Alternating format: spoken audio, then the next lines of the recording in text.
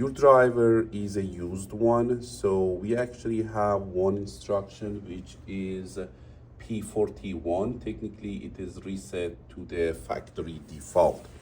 So if you just want to change one parameters, you shouldn't use these actually P41. This is just for a case that you have a used one and you want to somehow reset the all parameters to the factory default.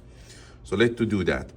Other parameter is P31. So if you have a used driver, which already they put some parameter on that, you want to reset that to the default, factory default.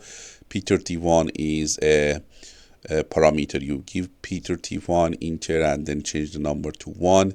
So after that, you get the confirmation, the error number, which somehow confirm you reset that for a factory default. So what is that error that you get after you enter 041?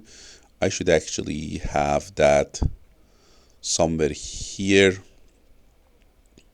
Yeah, F38. So that means you give that number, which is what is the number is you give P31, change the number to the 1, enter, then you will see it says F48. So based off this table, it means the parameters back to the default factory default parameters that you have. Let's change that to the P. So this is D, this is P, then we go to the 41.